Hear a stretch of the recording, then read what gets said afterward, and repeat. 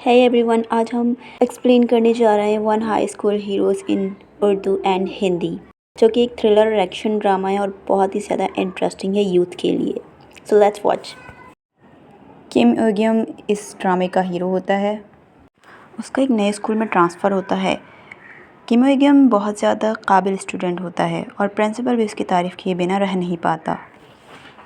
किम योग्यम का बाप उसका ट्रांसफ़र करवाता है और बताता है कि ये हर चीज़ में अच्छा है और आपकी हर बात मानेगा और अच्छे से माहौल में अडेप्ट हो जाएगा, इसलिए आप इसका अच्छे से ख़याल रखिएगा। टीचर योग्यम का इंट्रोडक्शन क्लास में करवाता है और योग्यम से कहता है कि तुम भी अपने आप को इंट्रोड्यूस करवाओ, तो इस पर योग्यम सिर्फ अपना नाम बताता है कि मेरा नाम किम योग्यम है। तीसरे सीन में कांग युंगी को दिखाया जाता है। कांग युंगी को टीचर तंज करता है कि आज तुम बहुत जल्दी आ गए, तो उस पर कांग युंगी कहता है कि आज बस में रश कम था, इस वजह से मैं आज जल्दी आ गया। उस पर टीचर बोलता है क्या बात है तुम्हारी, और फिर कांग युंगी हंसने लगता है। उसके बाद योग्यम अपने आप को इंट्रोड्यूस करवाता है। उसके बाद कांग युंगी किम योग्यम को देखने लगता है और टीचर योग्यम के बारे में बताता है कि किम योग्यम हमेशा स्कूल्स में फर्स्ट पोजीशन लाता है। चोई होंगिल एक बुली लड़का है जो कि बहुत सारे बच्चों को वहाँ बुली करता था। टीचर होंगिल को कहते हैं क्या तुमने सुना मैंने जो कहा, कोई परेशानी खड़ी मत करना और किसी को बुली मत करना और ना ही क्लास में सोना। तो उस पर वो हंसने लग जाता है। होंगिल का दोस्त भी उसे कहता है कि उसको इग्नोर करो और टॉप स्टूडेंट से मत उलझना। योग्यम अपनी मैथ्स एकेडमी को अटेंड करने आता है और मैथ्स की एकेडमी की क्लास अटेंड करता है। उसके बाद वो घर वापस आ जाता है तो वहाँ सोफ़े पर उसकी माँ लेटी हुई होती है। योग्यम के कदमों की आहट सुनकर वो उठ जाती है और फिर योग्यम से उसके स्कूल के बारे में पूछती है, तो बुरा नहीं है। उस पर योग्यम की माँ कहती है कि ये यूनिफॉर्म भी तुम पर सूट कर रहा है, क्या तुम्हें किसी चीज़ की ज़रूरत है। उस पर योग्यम कहता है नहीं, कुछ नहीं, शुक्रिया। योग्यम यह कहकर जाने ही लगता है और फिर अपनी माँ से बोलता है कि क्या वो मेडिसिन मुझे भी मिल सकती हैं जो आप लेती हैं रोज़। उस पर उसकी माँ बहुत ज़्यादा परेशान हो जाती है और कहती है कि तुम एक स्टूडेंट हो, तुम्हारे साथ क्या मसला है, तुम्हें क्यों चाहिए ये मेडिसिन। इस पर योग्यम हंसता है और कहता है कुछ नहीं, और फिर अपने रूम में चला जाता है। योग्यम को अपने स्कूल की तरफ से एक फॉर्म मिलता है जिसमें उसे अपना ड्रीम लिखना होता है, इसलिए वो रोज़ उस फॉर्म को देखता है और डिसाइड नहीं कर पाता कि उसका क्या ड्रीम है। ये सोच ही रहा होता है कि योग्यम का बाप आता है और उससे उसकी पढ़ाई के बारे में पूछता है और फिर योग्यम को मैथ का क्वेश्चन सॉल्व करते हुए देखता है तो उससे पेज नंबर पूछता है। पर योग्यम बोलता है कि 178, और फिर वो जब सॉल्व कर रहा होता है तो वो गलत कर रहा होता है। तो उसका बाप उसे कहता है कि फ़ोकस करो, दोबारा से शुरू करो, तुमने फिर गलत किया है, और अपनी फिंगर योग्यम के हेड पर मार रहा होता है, जिससे योग्यम को फील होता है कि वो दूसरी दुनिया में है। योग्यम को गुस्सा तो बहुत आ रहा होता है लेकिन वो कुछ नहीं कर सकता। 3 बार गलत करने के बाद वो चौथी बार सही करने लगता है। उस पर उसका बाप कहता है नेक्स्ट क्वेश्चन, वेरी गुड बच्चे, तुम कर सकते हो, तुम बहुत अच्छा कर सकते हो। योग्यम जब सोता है तो उसे अजीब अजीब ख्वाब आते हैं, जिसकी वजह से वो अपना गला भी दबाने की कोशिश करता है नींद में। अगले दिन योग्यम जब स्कूल आता है तो देखता है कि क्लास में पहले ही होंगिल एक लड़की को बुली कर रहा होता है। वो चुपचाप जाकर अपनी सीट पर बैठ जाता है और फिर से अपने ड्रीम वाले फॉर्म को देखता है जिस पर उसके बाप ने डॉक्टर का ड्रीम लिख दिया था। होंगिल क्लास में जिस लड़की को बुली कर रहा होता है वो उसकी कमर पर पीछे चढ़ जाता है और फिर उस लड़के को कहता है कि तेज़ भागो। भागते भागते होंगिल का पैर योग्यम के टेप पर लग जाता है और टेप ज़ोर से ज़मीन पर गिरता है। योग्यम जब अपने टेप को गिरता हुआ देखता है तो उसे बहुत ज़्यादा गुस्सा आता है और फिर वो होंगिल को बहुत गुस्से से देख रहा होता है कि वो किस तरीके से उस लड़के को बुली कर रहा है। होंगिल भी इस लड़के के हेड पर अपनी फिंगर ज़ोर ज़ोर से मार रहा होता है, जिस तरीके से योग्यम का बाप उसे कह रहा था कि फ़ोकस करो। इस पर योग्यम को बहुत ज़ोर से गुस्सा आता है और वो होंगिल पर बहुत ज़ोर से चीखता है या। होंगिल इधर उधर देखता है और कहता है क्या तुम मुझ पर चिल्लाए हो। फिर होंगिल गुस्से में जाता है और बहुत ज़ोर से योग्यम के किक मारता है और योग्यम बहुत दूर जाकर गिरता है। होंगिल उसे बहुत ज़्यादा मारना शुरू कर देता है और बहुत ज़्यादा फिर लड़ाई बढ़ जाती है। सब लोग क्लास के बाहर और क्लास के अंदर वाले लोग इन दोनों को लड़ता हुआ देखते हैं। फिर टीचर आने लगते हैं तो उस पर होंगिल कहता है कि तुम टीचर को नहीं बताओगे और जाओ जाकर अपनी सीट पर बैठो। ह्योम उठता है और ख़ामोशी से जाकर अपनी सीट पर बैठ जाता है और अपने टेप को देखने लगता है। जब क्लास ख़त्म हो जाती है तो होंगिल जाकर अपने दोस्तों को बताता है कि नया ट्रांसफ़र टॉपर स्टूडेंट मुझसे बिला वजह लड़ रहा था, मैंने भी साले को धो डाला। साला पागल हो गया था जो मुझसे पंगा ले रहा था। वो ये सब बता ही रहा होता है कि ओएग्यूम वहाँ से जा रहा होता है तो उस पर उसका दूसरा दोस्त बोलता है देखो साइको जा रहा है। और फिर ये तीनों बुली ओएग्यूम को देखते हैं और इशारा करके बुलाते हैं और अपनी छुपने वाली जगह पर ओएग्यूम को ले जाते हैं और वहाँ उससे पैसे मांगते हैं और उसके पैसे छीन कर उससे कहते हैं कि अपना मोबाइल दिखाओ। वो जब अपना मोबाइल दिखाता है तो होंगिल अपना नंबर सेव कर देता है और कहता है कि जब भी मैं तुम्हें टेक्स्ट करूं तो तुम्हें 10 सेकंड में मुझे इसका आंसर देना होगा वरना अच्छा नहीं होगा। कहता है 10 सेकंड, लेकिन मैं बहुत ज़्यादा बिज़ी होता हूँ अपनी स्टडीज़ में, अपने दूसरे कामों में, मेरे लिए बहुत ज़्यादा मुश्किल है तुम्हें 10 सेकंड में जवाब देना। उस पर वो कहता है अगर तुमने 10 सेकंड में जवाब नहीं दिया तो अपना खेल ख़त्म समझो। ये है किम सॉन्ग जून। किम सॉन्ग जून भी एक बुली बॉय है लेकिन वो इन सब का सीनियर है। किम सॉन्ग जून होंगिल से कहता है कि वो तुमसे बिल्कुल भी नहीं डरा, तुमने उसका चेहरा नहीं देखा, ऐसा लग रहा था अभी मर जाएगा। ओएग्यूम फिर से बैठा अपने बाप से पढ़ रहा होता है और उसका बाप देख रहा होता है कि वो बिल्कुल सही कर रहा है या नहीं। होंगिल उसे सुबह मैसेज करता है कि उसके लिए नाश्ता लेते आना, बट ओएग्यूम टेंशन में होता है और उसका मैसेज देखकर इग्नोर कर देता है। जब ओएग्यूम क्लास में पहुंचता है तो होंगिल उसे आकर मारना शुरू कर देता है और कहता है कि तुम्हें समझ नहीं आता मैंने तुमसे क्या कहा था कि तुम मेरे लिए नाश्ता लेते आना, तुम्हें लगता है कि मैं मजाक कर रहा हूँ तुम्हारे साथ, लेकिन तुम कमीने ईयरफोन पहने हुए जबकि तुम्हारा बॉस तुमसे बात कर रहा है, लाओ इधर दो ये ईयरफोन। ये क्या मजाक है, इसमें तो कोई आवाज़ ही नहीं आ रही, क्या मुझे कुछ दबाना होगा, इसे चलाते कैसे हैं। ओएग्यूम का जैसे ही वो टेप उठाता है तो ओएग्यूम बहुत ज़्यादा परेशान हो जाता है और होंगिल से कहता है कि मेरा टेप मुझे वापस करो और मेरा ईयरफोन भी। होंगिल बोलता है क्या तुम पागल हो, मुझसे ईयरफोन वापस मांग रहे हो। वो कहता है हाँ, क्योंकि ये मेरे लिए बहुत ज़्यादा अहम है। होंगिल ये सुनते ही ओएग्यूम को एक ज़ोरदार किक मारता है और ओएग्यूम बहुत दूर जाकर गिर जाता है। होंगिल कहता है आज के बाद ये टेप मेरा है, इसलिए मुझसे इसे मांगने की कोशिश मत करना। ओएग्यूम फिर से खड़ा हो जाता है और कहता है कि प्लीज़ मुझे मेरा टेप वापस कर दो प्लीज़। चोई होंगिल इसकी बात सुनकर हंसने लगता है और कहता है ओह बहुत डरावनी बातें करते हो तुम, बहुत ज़्यादा। और फिर वो अपने दोस्त के साथ मिलकर हंसने लगता है, कहता है अच्छा चलो तुम्हें ये टेप चाहिए तो इधर आकर ले लो, ये लो, लेकिन बिल्कुल सीरियस होके बोलो। ओएग्यूम टेप लेने के लिए आगे बढ़ता है तो चोई होंगिल टेप और ईयरफोन दोनों नीचे फेंक देता है।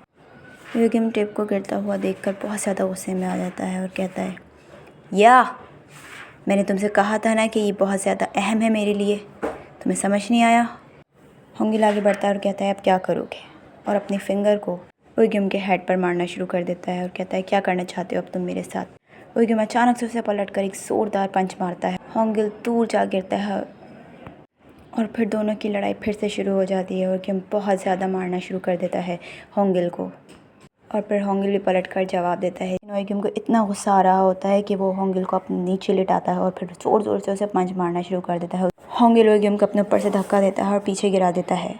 होंगिल का दोस्त जैसे ही उसे बचाने के लिए आगे बढ़ता है तो कांग युंगी उसे रोकता है और कहता है कि तुम इंटरफेयर नहीं कर सकते। तो वो पूछता है कि तुम कौन हो। वो कहता है मैं तुम्हें हुक्म दे रहा हूँ। ओएग्यूम होंगिल के ऊपर चढ़ जाता है और उसका गला बहुत ज़ोर से दबाता है, इतना दबाता है कि वो मरने वाले स्टेज पर पहुंच जाता है। ओएग्यूम एकदम रुक जाता है क्योंकि उसे ये एहसास होता है कि इस स्टेज पर होंगिल मर सकता है। तो वो एकदम से अपना हाथ गले पर से हटाता है और उठ जाता है। फिर ओएग्यूम उठकर अपना ईयरफोन और टेप उठाता है। वो टेप उठा ही रहा होता है कि पीछे से होंगिल एक बड़ी सी डेस्क लेकर आता है और पीछे से ओएग्यूम को मारने की कोशिश करता है। तो ओएग्यूम पीछे देख लेता है और वो फुल फोर्स के साथ होंगिल को एक जोरदार पंच मारता है और होंगिल दूर जा गिरता है। उसके बाद ओएग्यूम वापस जाकर अपनी सीट पर बैठ जाता है। स्कूल की छुट्टी हो जाती है तो कांग युंगी उसके पीछे भागता हुआ आता है और कहता है मैं कांग युंगी हूँ, हम दोनों सेम क्लास में पढ़ते हैं।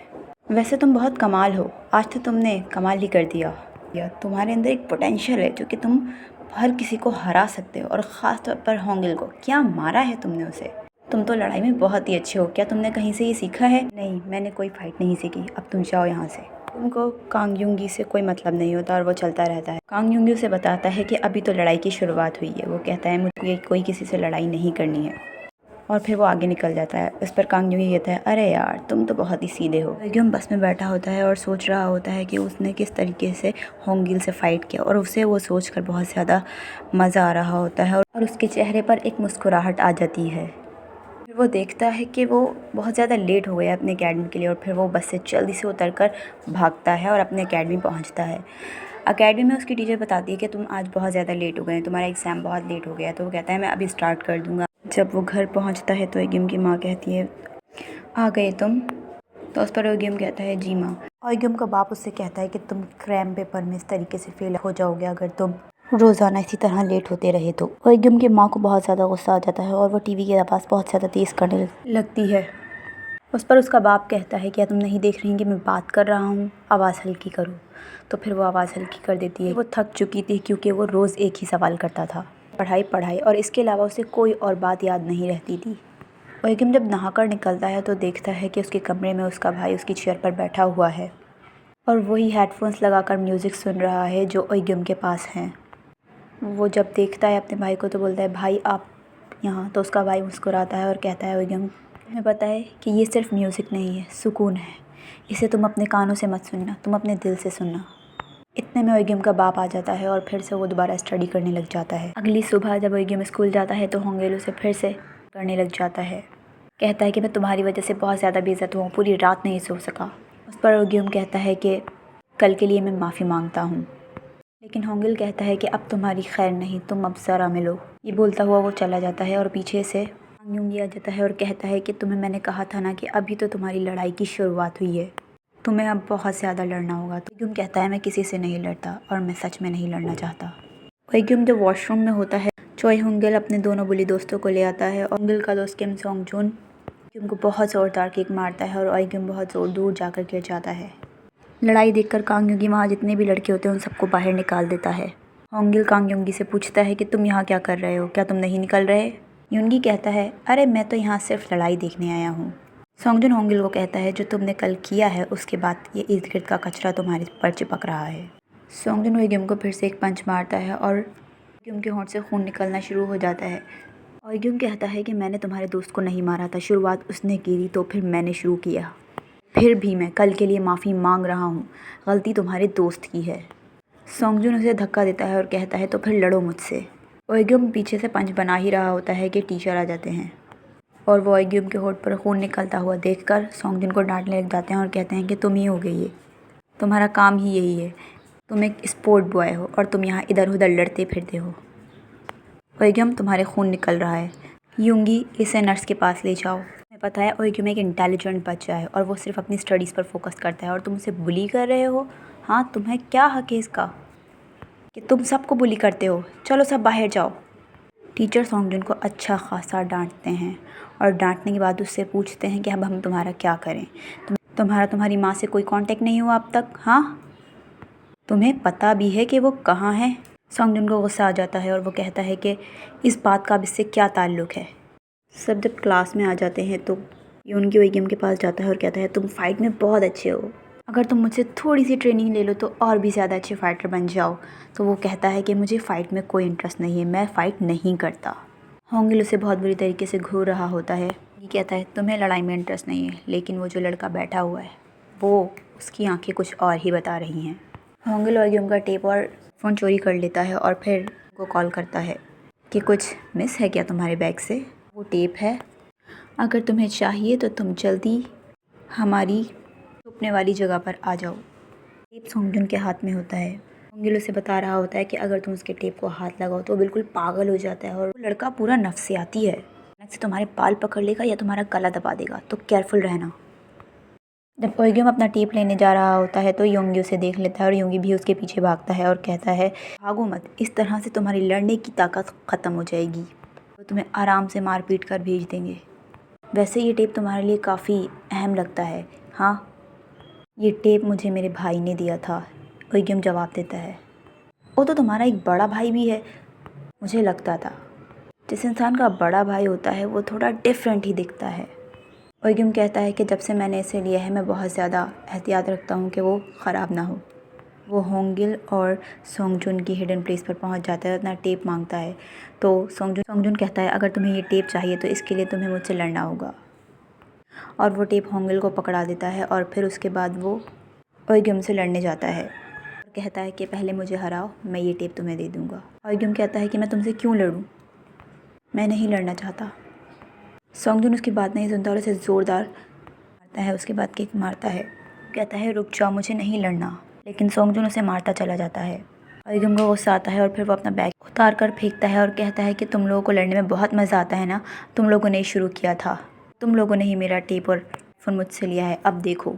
फिर वो भी सोंगजुन से करने लग जाता है और सोंगजुन को भी मारता है। लेकिन सोंगजुन एक बहुत ज़बरदस्त फाइटर होता है, उसे हारता नहीं है। सोंगजुन को मारता तो नहीं है, लेकिन अपने आप को बचाने के लिए रेस्क्यू मूव्स का यूज़ करता है। सोंगजुन के हर वार से बच जाता है, ये देखकर सब हैरान हो जाते हैं। फिर उसके बाद वो ट्राई करता है कि वो किस तरीके से पंच मारे और फिर वो एक ज़ोरदार पंच सोंगजुन के मारता है। फिर यहीं पर एपिसोड 1 ख़त्म हो जाता है।